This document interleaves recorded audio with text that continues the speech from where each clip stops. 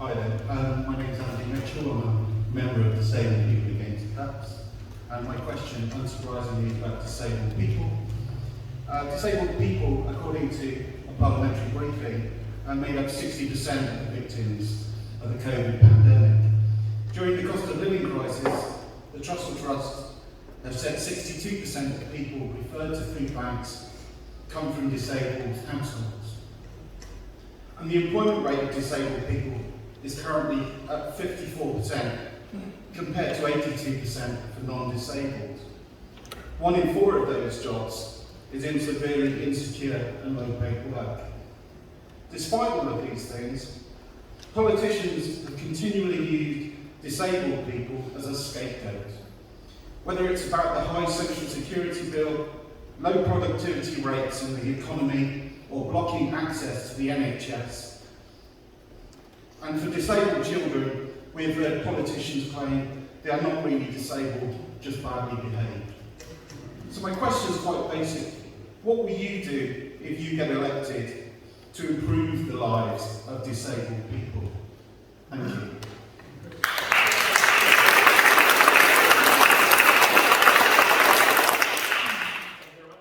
We'll take the question about disabled people first. Brenda, would you like to lead off with this one? Thank you.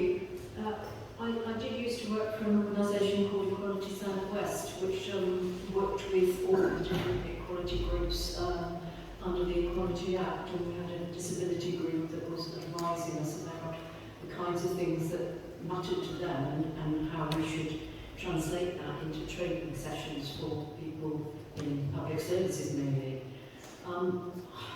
I think we need to empower disabled people to do that, to be their own kind of voice, really, and to be able to be that voice to government.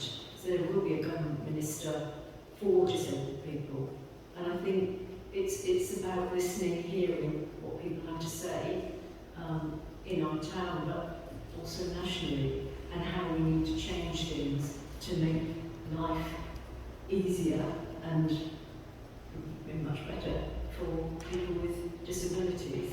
It's a big question, big issue, but I think we need to, as I say, give people the ability to use their own voice to make a difference.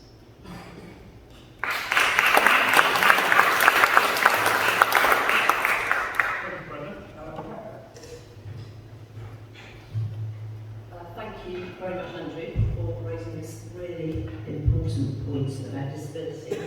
And, well, certainly I'm going to say I will do all that I can for those who have a disability. If they can work, if they're able to work, if they want to work, to enable them to have the right facilities to do that. They're actually an invaluable part of our society. And my husband became, he had to use a wheelchair towards the end of his life.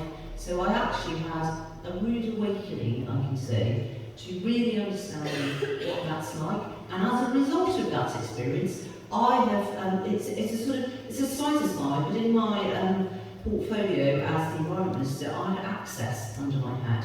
And I prioritised access for those with disabilities, because I had some start lessons of what that was like, getting out into nature, getting out to the countryside, accessing paths, styles. We've got a wonderful programme, I would say, running now, particularly in our areas of outstanding natural beauty and our national parks to help. I hope you've seen some of them, but I would definitely be pushing for more of that, wider paths, no gates, no stiles, even sanding posts for those who can't see so that they can hear, with descriptions of what the landscape is. Lots more to do there. We've got a very, very good disability action plan, and we have a very, very good, I'm glad that my lady colleague mentioned disability minister. We have one. The one we have, I think, is superb.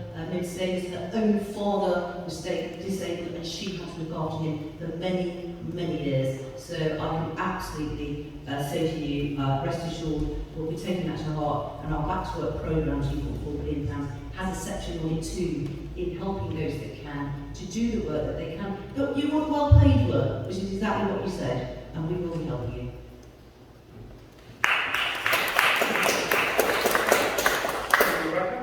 Charles. there's a significant amount of workplace legislation in support of disabled people. What is deeply unacceptable is when there's discrimination of disabled people, or when disabled people feel that they're not being treated fairly. What will I do? I would work with you and others to highlight that in order to get them the access that they deserve.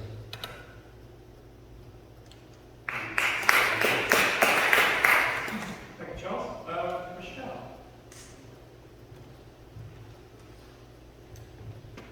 Sorry. I think we should restore the funding that's needed, and I think that funding for services should be decided by service users, not people sitting in offices. And I think we should really stop othering people just because they have differences. Thank you, Michelle. Gideon. Yes, I think that some of the worst things that were done for disabled people were the cuts to benefits that happened after 2015, and for example, the freezing of benefits, the two-child limit, which affects disabled people as well. One of the centerpieces of our manifesto is carers allowance, increasing it and widening access to it, which isn't for disabled people themselves, although disabled people, many of them are carers as well as being disabled people. There was a slogan that used to be around when I worked with disability groups called "Nothing about us without us." And one of the things we've got in our manifesto is that when the benefits and systems are set up for disabled people should be involved in making those decisions and designing those benefits. And that really hasn't happened. We would end the unnecessary PIP reassessments, and we would also end the work capability assessments being farmed out to private companies where the results are unreliable and unfortunately profit driven, as opposed to being a reasonable look at the person involved.